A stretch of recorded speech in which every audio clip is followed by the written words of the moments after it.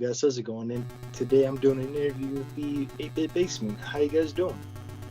Good, Doing good. well, doing well. Thanks for taking the time to do Yeah, this with thanks us. for having us. It's no problem. I honestly like interviewing other retro games like you guys. Cool, man. So, first question: what made you guys want to start doing YouTube? Well, we figured we were collecting retro games, we were reselling retro games, and we figured we're doing all this anyways. Why not? Why not record it, have some fun with it, throw some videos out there, and see if anyone enjoys them. Hey, true. I can completely understand it. And by the way, I'm absolutely love you guys' YouTube channel. You guys are great at what you do. I mean, you guys fix a lot of stuff, and honestly, I honestly like that. I have some video game trouble sometimes, and sometimes I watch your videos, and you guys help out a lot.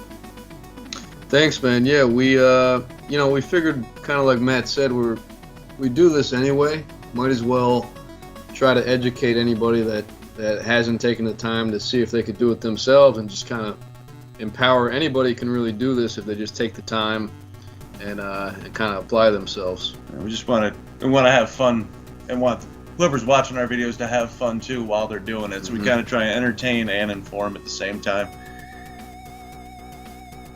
Yeah, most definitely. So, I guess first question: what games are you guys playing right now? Well, I guess what games are you guys into currently? Retro or modern? We have Tiger Woods 2005 on the GameCube on the screen right now. Nice. Well, me personally, I've been switching between the original Xbox and PS1. Nice.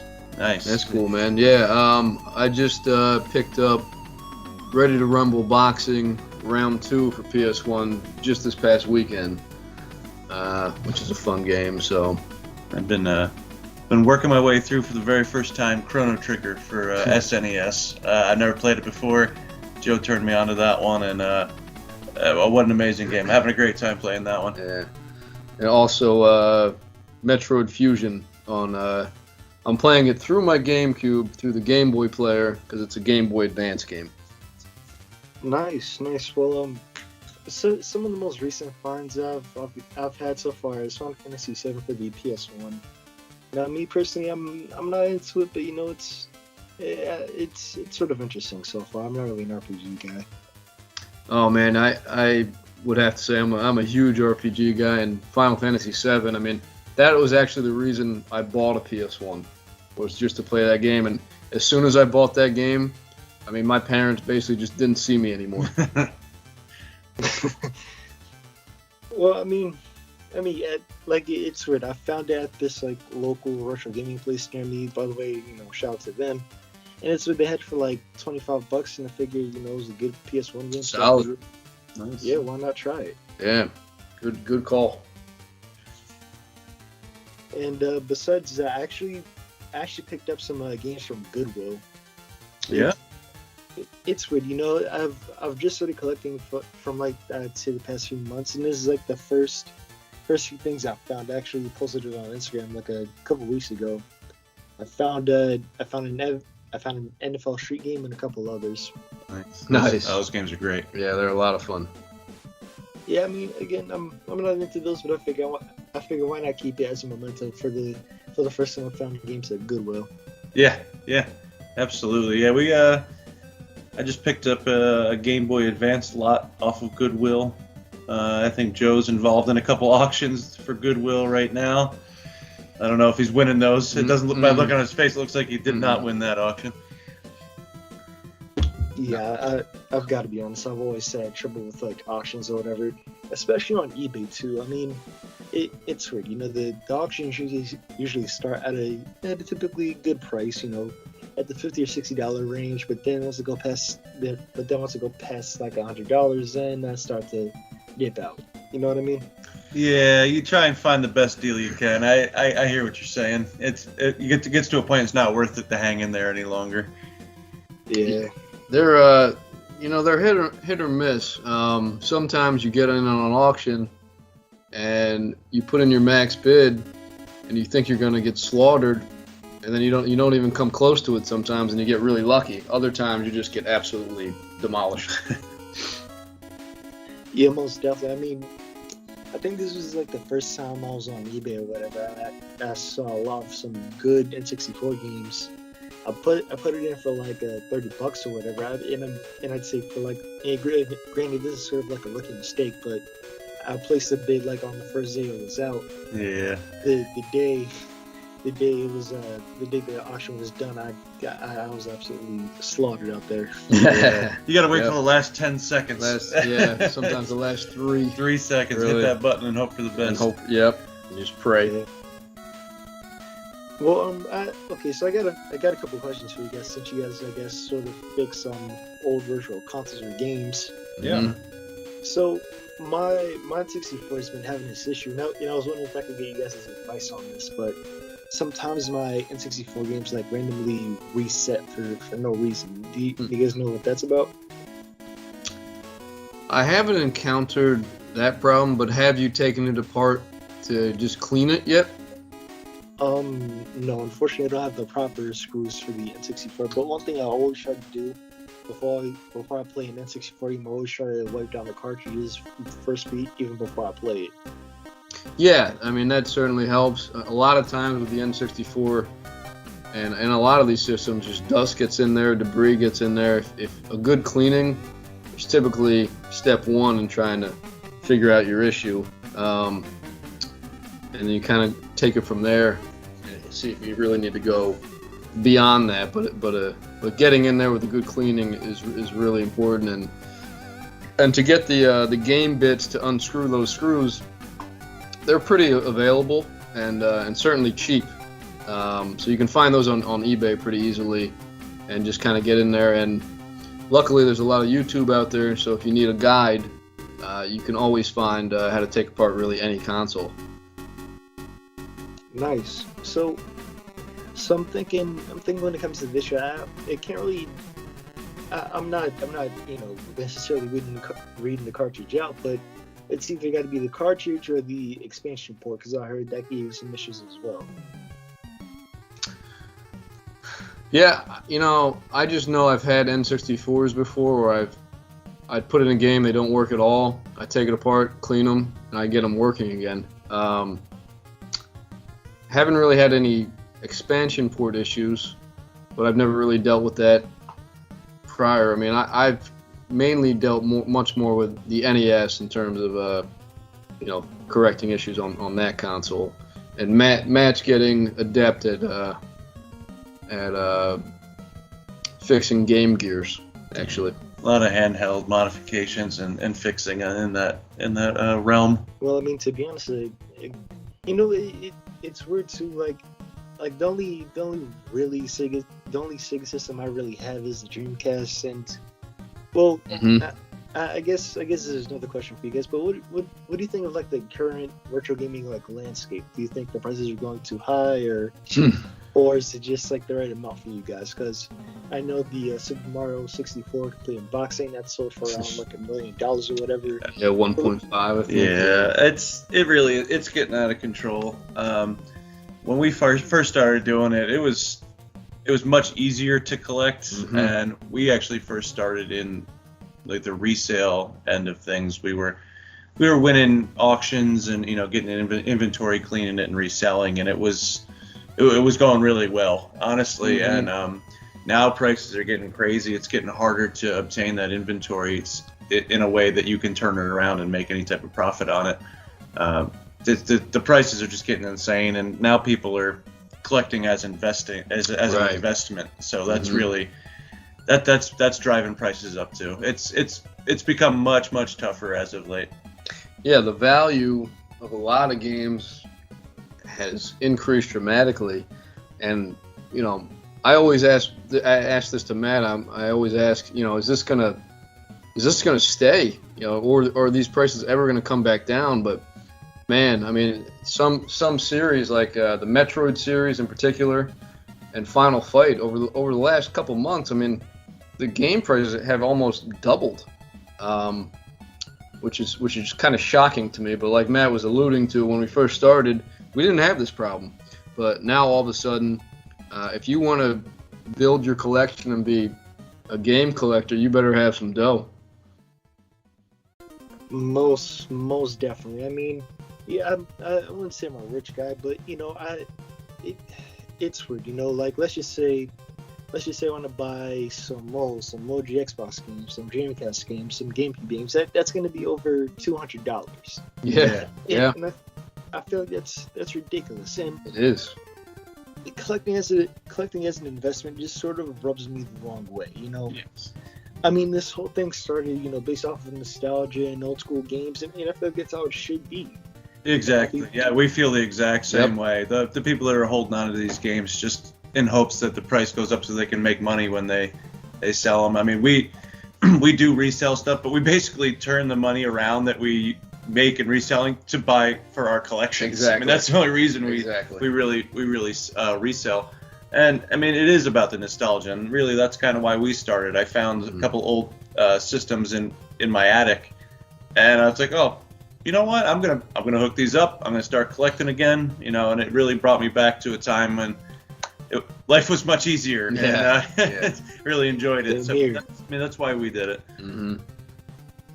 Yes, same here. I think it was one day back around like 2016, 2017. I was going through like my old stuff or whatever, and I found a copy of San Andreas for the PS2. Nice. And I'm like, oh shit, I remember this, blah blah blah. And I decided I'm gonna go get a PS2, and that's how it all started for me. Yep. That was for me. I was talking to Matt, and he was telling me he was playing the systems. I'm like, man, I got to get back into these. And of course, when I went to search for my collection, all I found were 3 NES games, which were Blades of Steel, Tecmo Bowl, and G.I. Joe and American Hero. And getting into this price and value conversation we're having right now, when I found G.I. Joe, I think it was about, I don't know, $35, $40. We were super excited. And I was like, I was like, damn, that's an expensive game. That game is now worth over $100. Like, it's just it's just unbelievable. It really is. And I don't know if it's one of these, stock market things where it's a bubble and it's just going to burst one day, or if these the value of these games will just keep increasing because they're not making any more copies. Yeah. I don't know, man. I mean, I have hope, but like with anything, like I think I forgot. I think Beanie Babies were like a big thing in the 90s. Where people thought they were gonna sell or whatever. Yeah. I hope it's like that. We'll see, but it's hard. It's hard for the average person to get into this. It is. Yeah. You can't just. It's impossible now just to decide, hey, I want to start collecting, and just it's going to be a long road. It's going to be a long, expensive road for you. Right. Like you can do okay, go to your local game shop and get plenty of commons, but if you start looking for some some higher price games or some games maybe you never had, you always wanted, all of a sudden it seems like you got to shell out for those. Yeah. Yeah. I mean, you know what's weird too? It's like this, like nostalgia stuff or whatever. Sonic Adventure 2 for like the GameCube or whatever. One of my favorite games as a kid. I mean, it's still not that expensive today, but still the fact that it's around like $60-$70 is it's ridiculous. I mean, granted, I could still pay that price, but still. You just don't feel right paying it. Right. Yeah. It feels dirty. It feels like robbery. Yeah. It's weird, like I remember my dad taking me to GameStop back in the day, buying me GameCube and PS2 games. Now I'm buying them today at the same price. It's not how it should go. No, it really doesn't feel like that's right. Although I guess one fun I do have, I didn't grow up with the N64, but apparently back in the 90s, Toys R Us were selling like N64 games for like $60 to $70. Or N64 games were expensive back in the 90s. They were not cheap. Yeah. Yeah, that's a good point. I mean, some of the consoles like like Neo Geo. Neo Geo was I think $600 when it was first introduced, and those games are essentially going for either that value or more right now. So some of them just hold the exact same value. Some increased dramatically, and I don't really understand it. I can't attribute it to anything other than, as time passes, and now it seems like everyone that has a garage sale knows that if they have video games that, they're probably worth a decent amount of money. Yeah, everyone knows now with the internet now. Everyone knows what they have, and they know what everything's worth. The education's there. You're not gonna. You're gonna be hard pressed to find any real deals. Any deals? Yep. Everyone knows what everything's worth. Yep. Yeah. I mean, I don't know. I feel like in some out of nowhere town you could get lucky at a local Goodwill or a hardware store or whatever. Yeah. Mm-hmm. We had the guy who owns our local game store here. He was telling me a story. He got I don't remember, Pokemon Yellow or Sealed or something like this. They got it for $6, and I think it's worth $3,000 or something like that. Some insane thing. So you still can find the deals out there, and they got that at Goodwill. So so it's definitely worth stopping in and seeing what they got. You never know. Certainly harder to find. Yeah. Right. Yeah. I mean, I would say I'm sort of lucky. I have this like mom and pop shop near me. It's in walking distance. The prices are great, but it's going to be hard to find places like that anymore. Mm-hmm. Yeah.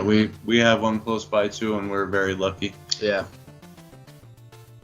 Now I guess another question, since I sort of mentioned OG Xbox earlier, have you guys heard about this thing on the OG Xbox where it's like this clock problem? It's like this clock capacitor thing where it's like leaking battery acid all over the motherboard. Have you guys heard about that? This is for the original Xbox? Yeah. I mean, it's very possible. The capacitors are very prone to leak. Yeah, they'll leak. And that's definitely going to corrode your board. I haven't heard that specifically. I don't know. I mean, it's just very, very possible. That's kind of what capacitors do. They just leak. Unfortunately, over time. At some point over time, they either explode or bloat and then leak. Yep. But no, I haven't heard that one either for the Xbox specifically. We have a video on a leaked capacitor. We do for a Nintendo game. For a Nintendo game, yep. You can see just how much damage it can do. And we show it in the video pretty well. Just one capacitor just kind of exploded and leaked and ruined the shell. The board was a mess. We kind of go through and go through the process of cleaning and replacing that capacitor and getting the game working again. Now it is weird too. I mean, the fact that these systems released like 20, 30 years ago and they still work, it's amazing, isn't it? It's amazing. But on the other hand, hold on for a second. I'll be right back. After these messages, we'll be right back. Alrighty, it's Mario's turn. Uh-oh, Game Boy fall off. Okie dokie, here we go. Mamma mia, that's some...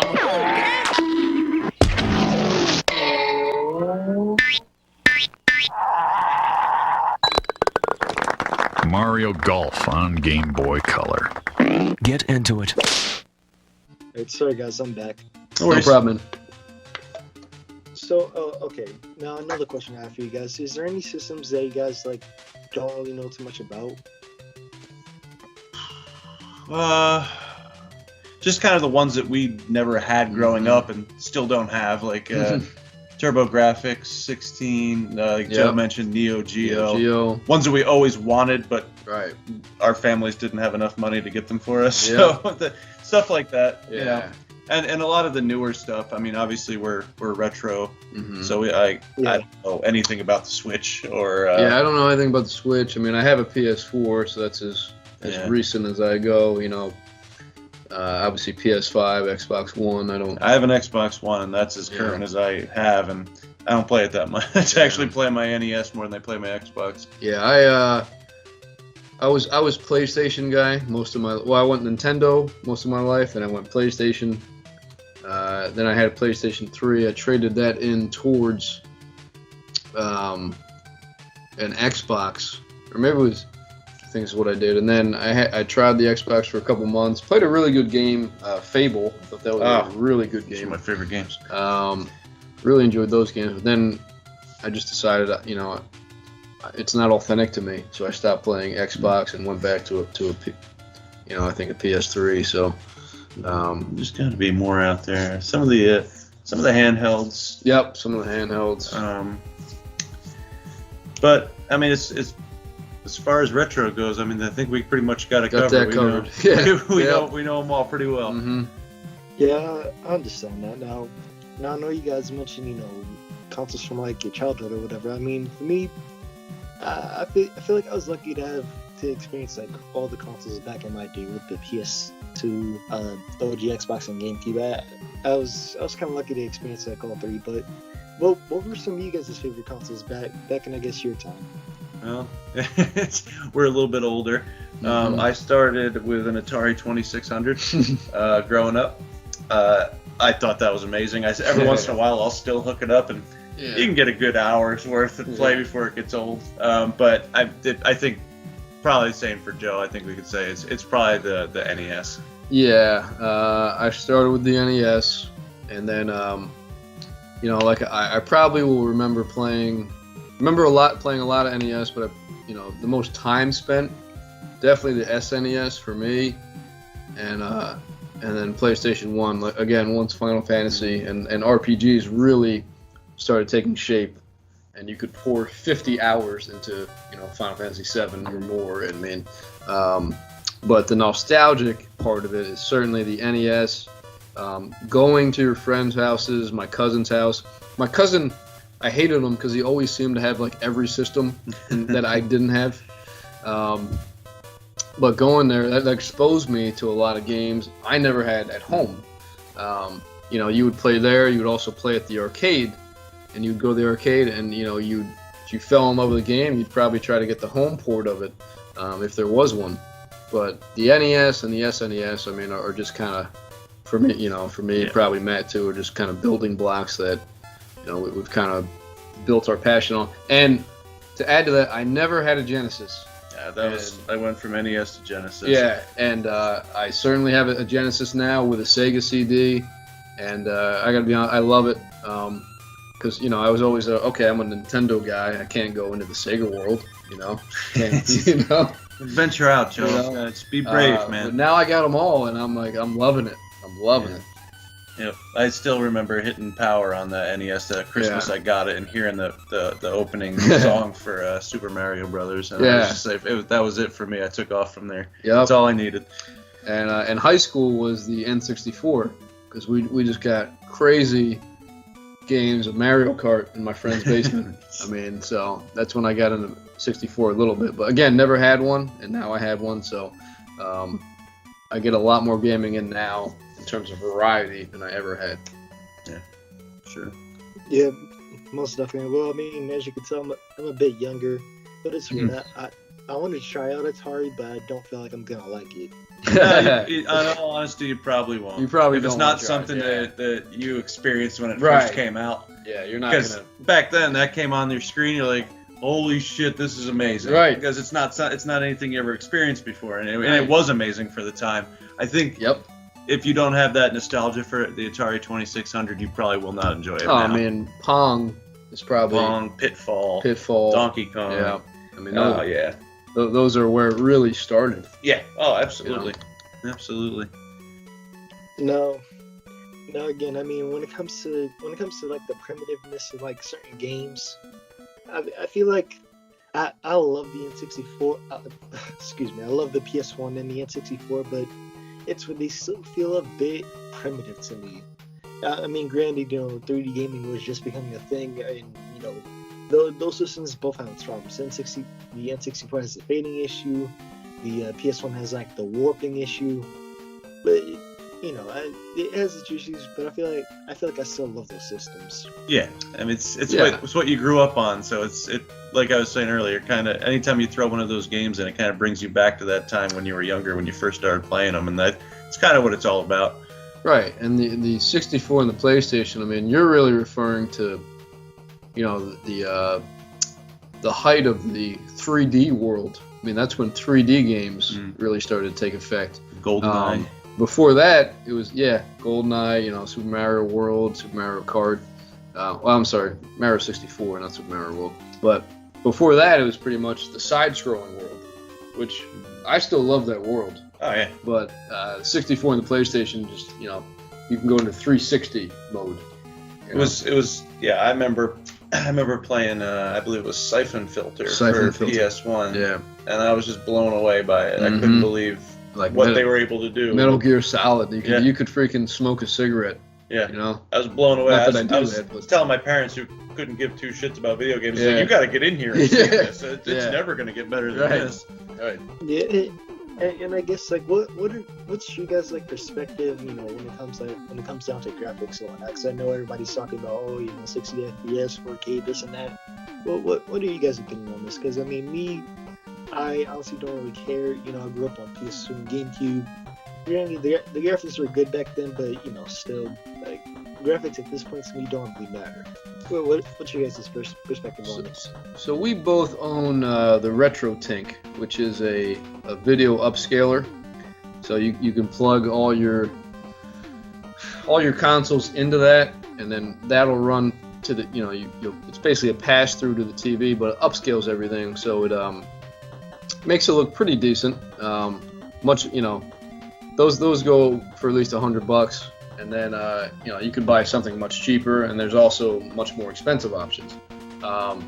So for me, I just want something that looked decent on a flat screen. But I don't buy a game because of the graphics.